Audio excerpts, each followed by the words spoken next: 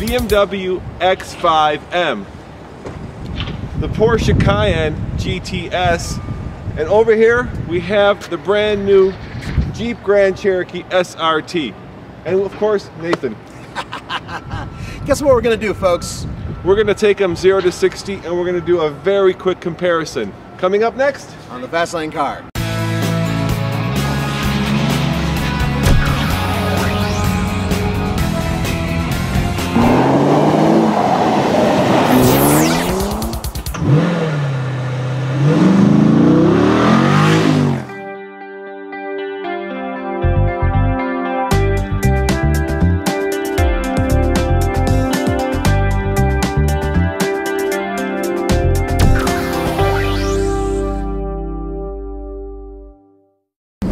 Now we're in the Grand Cherokee, and compared to the Germans, this is a sledgehammer, Nathan. Would you agree?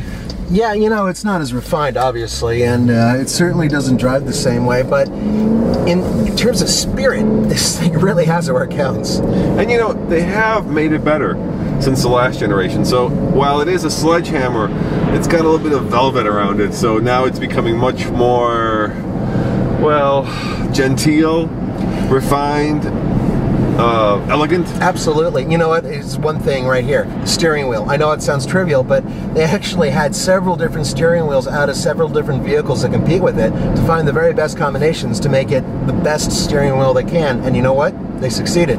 Really impressive stuff. And the other crazy thing is, this car is tens of thousands of dollars less than the competing cars. And that, you know, you could live without the delicate little knobs when you're paying $20,000, $30,000 less, and you're getting very similar performance. Yeah, and they've increased the economy and towing ability. This thing can tow well over 7,000 pounds now. You can actually tow a horse with this. I'm pretty amazed. I mean, think about that. I mean, this is really a race truck or wagon. Actually, race wagon. That's what I'll call it. And yeah, you could actually tow a horse trailer with a horse in it. And I mean, it's an everyday driver as well. Granted, the other ones are really, really sophisticated, so it's going to be in a very interesting world in terms of comparing all of them.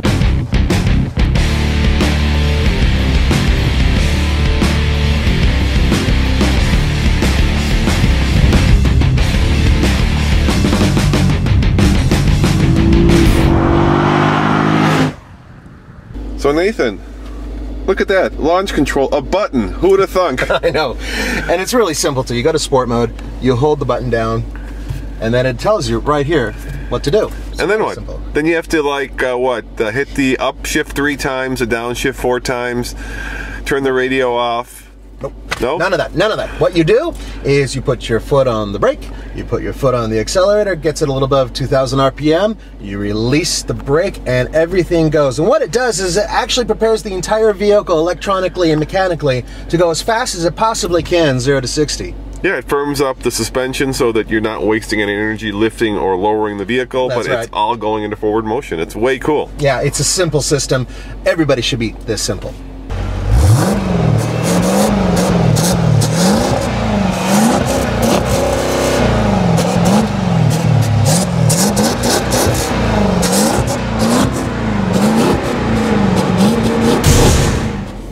Launch control. Okay, I'm in sport mode. Push the launch control button. It says to launch, press brake and apply full throttle. Easy enough. Easy. That is the easiest launch control in the world, and we're already at 60. Oh my God. Wow. You know what?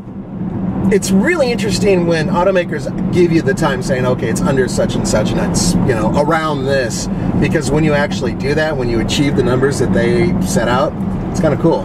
This Jeep Grand Cherokee hauls ass. Oh my God.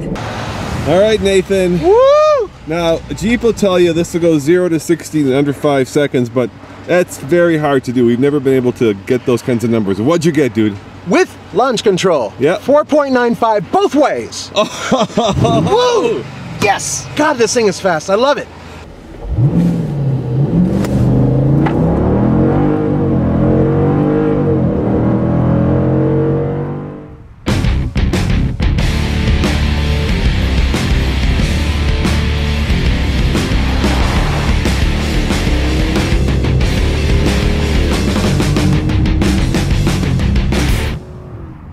All right, we're in a 2013 Porsche GTS, and Nathan, you have the sticker there. What is the damage? It's $94,070. And the Jeep that we were just in was $67,000 plus some change. So we're looking at, well, not quite $30,000 difference between these two vehicles. Yeah, around $27,000 difference. And you know what? What's interesting about the Jeep is that the Jeep has, what, 470 horsepower? This one has what? 420. It's the GTS, and I know this car very well because I just spent a week in it, so I feel like I'm very familiar with this particular vehicle. What's staggering is that the difference, get this, the difference between this car and the Jeep, a Subaru BRZ or a Scion FRS. So yeah, that's the difference. I mean, you can get the Jeep and you can get a Scion FRS, or for all you Europeans, a Toyota 86. Yeah, you know what though, I mean, when you're buying a Porsche, you're really buying part of the name and you're buying the technology, which is just staggering with this thing. And I have to be honest here, this is one of my favorite cars. It's, you know, 90% of the way to a 911, but it has all-wheel drive, it has room and utility for the family, you can put your skis in it, and it feels, and it is, much more refined. I mean, it just feels like these guys spent a lot more time sweating all these little buttons, sweating all the little details. I'm not saying that's a cut against the Jeep. I'm just saying, to me, the 8-speed transmission, there's just more. This is a Roman vehicle. Roman happens to be European. So yeah, I mean, this is definitely your type of car. I know how much you love these things. I remember you cooing and oohing and eyeing and belling over one of these, and I understand it. Not that I support it, but I understand it. Yeah, and you know, I think the steering has a lot more feel to it. The Jeep is somewhat numb. It's a little artificial. That's what I'll say. Yeah. And there's a real connection to the road here. I mean, it makes you want to drive fast. It makes you want to take quick turns. Not that the Jeep doesn't make you want to drive fast, but it's just a different experience. Yeah.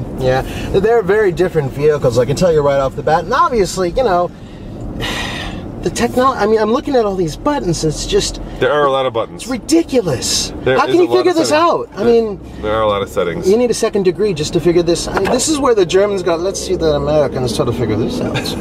No, they're just being very precise, Nathan, with their placement. I'm sure, you know, I'm sure they sweat every detail. I'm sure they think to themselves, why don't we put the heated and cooled seat here versus there? And the answer is because this is where the driver would normally...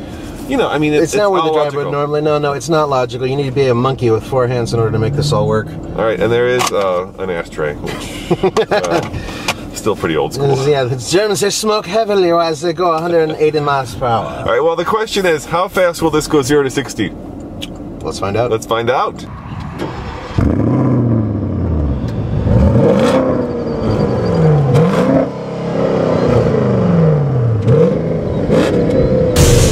Launch control is supposed to be activated by a button called Sport Plus, but I don't have that button here. And I've just spent about 45 minutes looking through the owner's manual, and I couldn't find how to activate it. So I'm just gonna do the best I can with this car and see how fast it goes. Here we go. Oh yeah, that's pretty quick. There's 50, and here comes 60.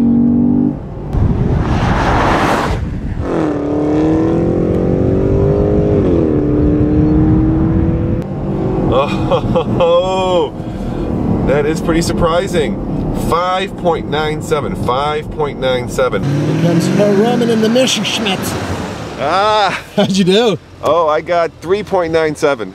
3.97? No, dude. You lie. No, I got 5.97. You know, the power is there, but it kind of falls off a tree when you get to like 4,000 RPM. So I think if you really wanted the fast one, you have to go with the turbo. But it is what it is. Jeep takes this round. Let's find out how the BMW does.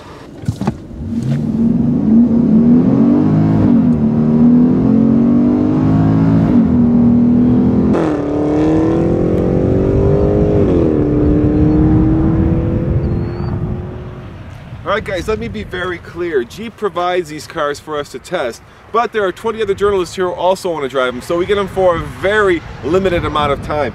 Obviously, we'd like to spend a week putting all three of them side by side, but you know what? We do real world testing just so you have a sense for what these three cars are like.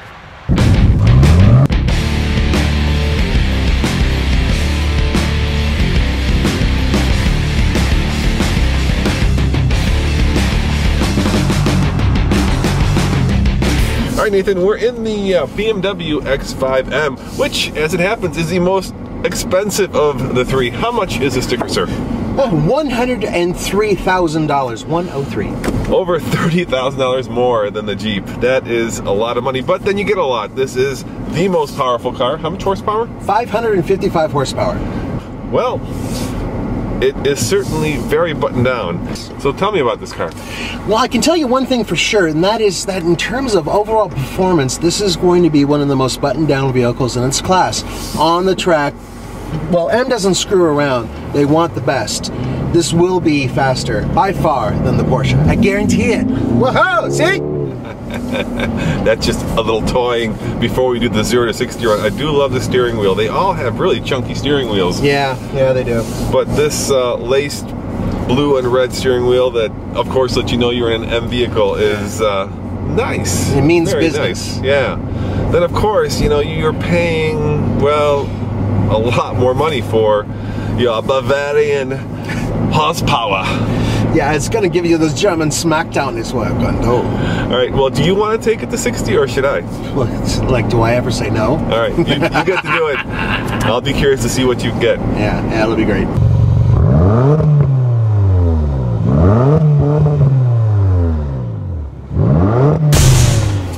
I'm just going to put it in sport mode. I like the older transmissions better. I much prefer manuals, but that's the way it goes. Okay, rev it a little bit. Here we go. Yeah!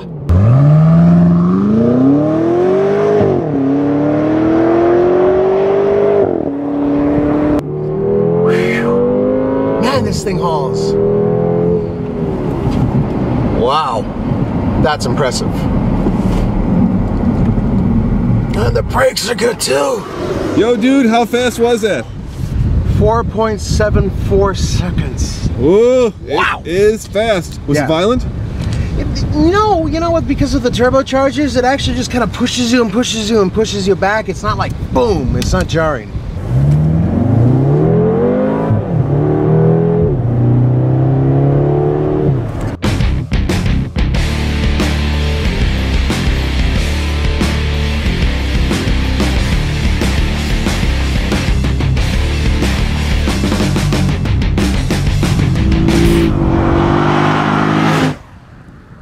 These are three very different cars, and I have to tell you, I'm impressed with the Jeep.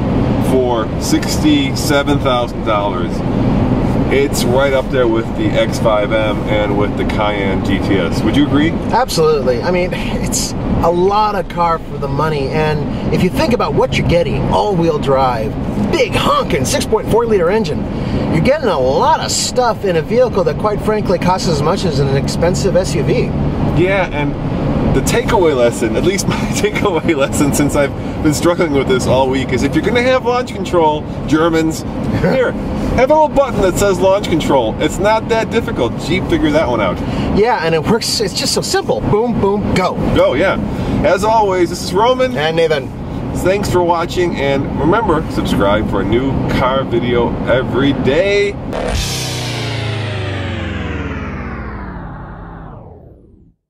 Nathan, check this out. Look at this day. I mean, isn't this a gorgeous day? I love the Rocky Mountains. We have everything here that we need. We have mountains, we have fresh snow, and we have a 2013 Jeep Wrangler.